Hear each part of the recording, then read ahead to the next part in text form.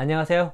고영수 작가입니다. 여러분 반갑습니다. 오늘은 마음 챙김을 중심으로 해서 힘든 시기를 이겨낼 수 있는 세 가지 마음 수행이라는 제목으로 한번 이야기를 해 보도록 하겠습니다. 또 코로나 시대에 매우 어렵게 또 힘들게 여러 가지 스트레스 속에서 살아가고 있는 우리 뼈덕자 여러분들, 어떻게 하면 이 상황을 이 마음 가짐으로 이겨낼 수 있을까? 지금 뭐 그렇게 큰 스트레스 괴로움이 없다 할지라도 인생은 고통과 함께 할 수밖에 없잖아요. 그럴 때 어떻게 하면 그런 고통들 또 힘든 시기들을 이겨낼 수 있을까?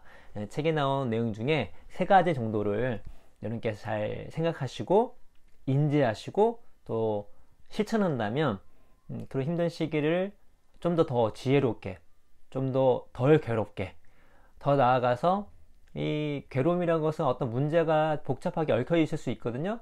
그런 것들을 해결할 수 있는 명상이라는 것이 뭐죠? 마음 챙김이라는 게 뭐죠? 정확하게 보는 거잖아요. 상황을 정확하게 파악해서 얽혀져 있는 그런 문제들을 풀 수 있는 실마리를 찾을 확률이 높아지지 않을까 라는 생각으로 한번 오늘 이야기를 해보도록 하겠습니다. 자, 힘든 시기를 이겨낼 수 있는 첫 번째 마음의 태도, 마음의 수행, 그건 무엇이냐면 수용입니다. 수용. 받아들이는 거예요. 포용하는 겁니다. 어떻게? 지금 힘든 시기 그 자체를 체념하는 것이 아닙니다. 부정하는 것이 아닙니다. 체념하거나 부정하면 아무것도 해결되지 않아요. 왜냐하면 이미 벌어진 일들은 주워 담을 수 없습니다. 이미 발생한 거는 바꿀 수가 없어요. 그렇죠? 더 나아가서 이미 발생한 일 가운데 파생된 영향력 중에서도 우리가 바꿀 수가 있는 게 있고 바꿀 수가 없는 것이 있거든요.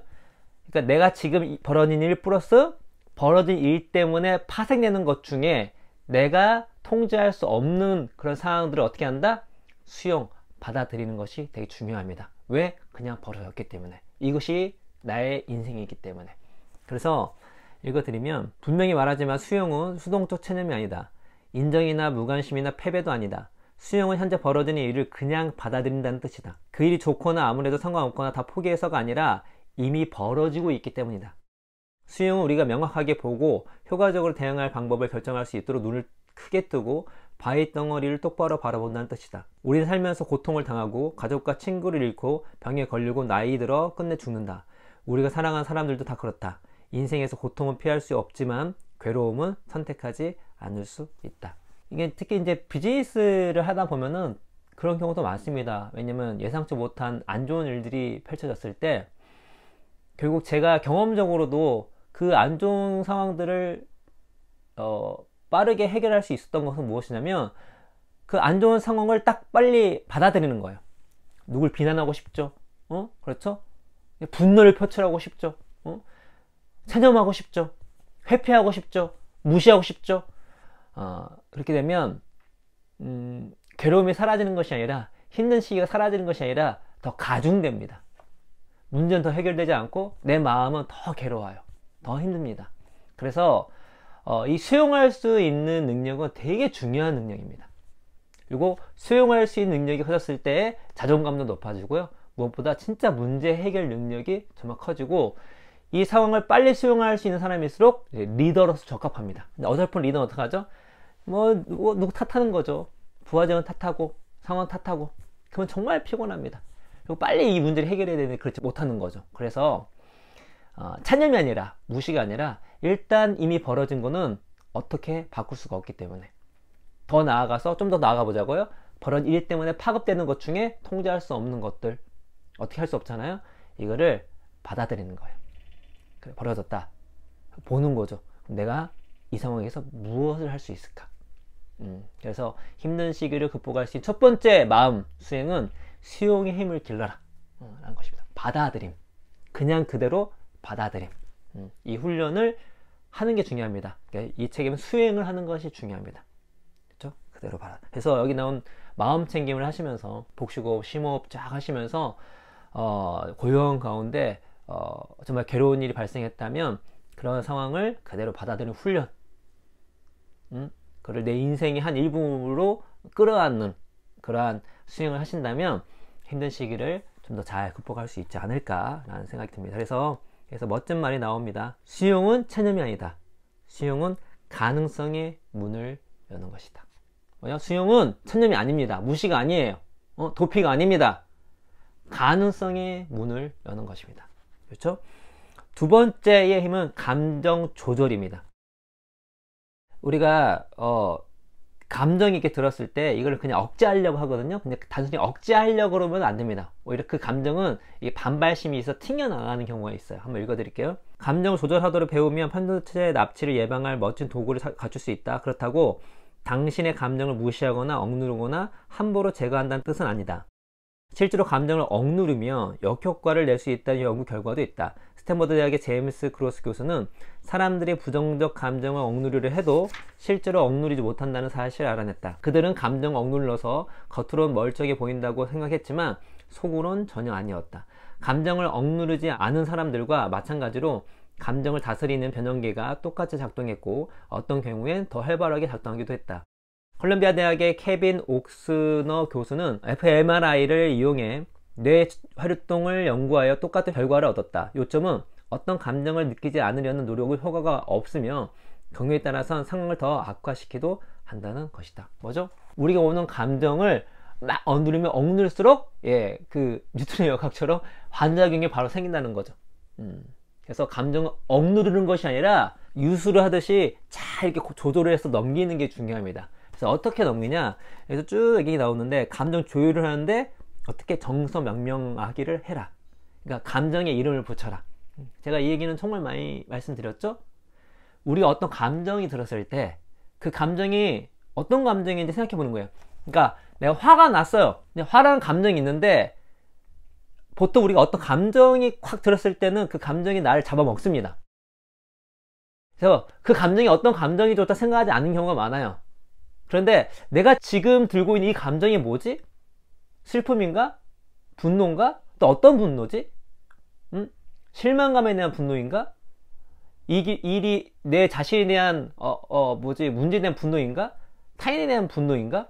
사회에 대한 분노인가? 등등 내가 갖고 있는 감정 수치심인가? 왜 내가 수치심이 들었지? 내가 갖고 있는 이 감정에 이름을 붙이고 그걸 설명을 붙입니다. 그렇게 되면 감정이 실제 수치심을 느낄 때, 분노를 느낄 때, 또 뭐 여러 가지 걸 느낄 때 그 감정의 폭이 줄어드는 거예요. 진정이 됩니다. 왜 그러냐면 우리 뇌가 감정의 뇌에서 이성의 뇌로 바뀌기 때문입니다.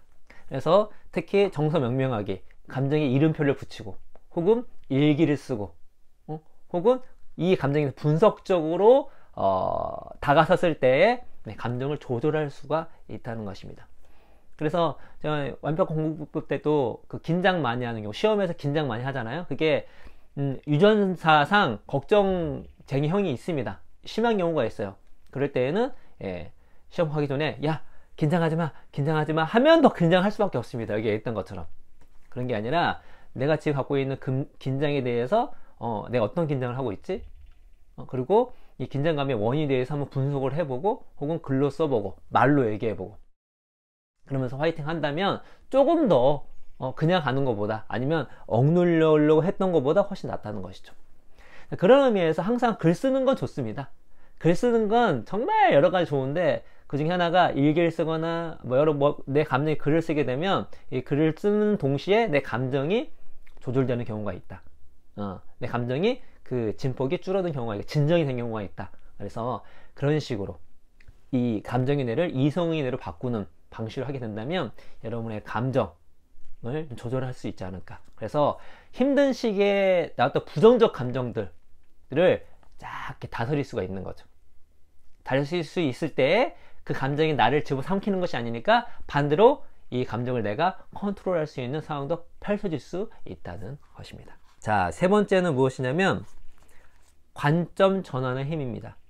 마음챙김 수행을 통해 개인적 주관성에서 일반적 객관성으로 관점을 전환할 수 있다. 자기 중심적 서술에 몰입하는 대신 한 발 물러나서 담담하게 상황을 목격할 수 있다. 생각과 기분, 신체 감각과 이야기를 관찰하도록 배우면 우리는 거기에 전적으로 매몰되거나 융합되지 않는다. 정신과 의사인 아서 데이크먼이 말하는 관찰하는 자아를 강화하는 것이다. 관찰할 때 우리는 감각과 생각과 기분에 대한 인식이 감각과 생각과 기분 그 자체와 다르다는 점을 발견한다. 뭐죠? 감각과 생각과 기분에 대한 인식이 감각과 생각과 기분 그 자체와 다르다는 점을 발견하는 게 되게 중요한 포인트입니다. 자기중심적 관점에서 목격자 상태로 전환하는 것은 상황을 명확하게 보고 어떤 방향으로 나아갈지 선택하는 능력을 키워준다. 이 능력은 우리가 배우고 성장하는데 핵심 역할을 감당한다. 이게 명상, 마음챙김, 기도 등의 힘입니다. 마음챙김을 하면, 명상을 하게 되면, 또 기도를 하게 되면 그거의 효과가 뭐냐면 내 자신을 객관적으로 바라보게 하는 거예요. 나를 관찰하게 됩니다. 내 감정 상태, 내 몸 상태, 내 주어진 상황에 대해서 내 자신은 나를 제대로 보지 못해요. 여러분, 제가 이렇게 있는데 제 자신은 제 등을 보지 못합니다. 여기도 보기 힘들어요. 은유적으로 표현하면. 근데 내가 싹 이렇게 이탈, 영혼 이탈 그런 건 아닙니다. 내가 저기서 나를 보게 된다면 내 모든 걸 볼 수가 있잖아요. 내 상황도 볼 수가 있잖아요. 은유적으로, 비유적 표현을 하자면 그렇다는 것입니다. 그래서 이렇게 마음챙김을 할 때, 또 명상을 할 때, 혹은 기도를 할 때 뭐냐면 그 모든 과정들이 나를 객관적으로 관찰할 수 있는 관찰적 자아, 그러니까 내 주관적 자아에 매몰되는 것이 아니라 내 자신을 관찰할 수 있는 자아로 행동을 하는 것과 똑같습니다. 그렇게 될 때 어떻게 되죠?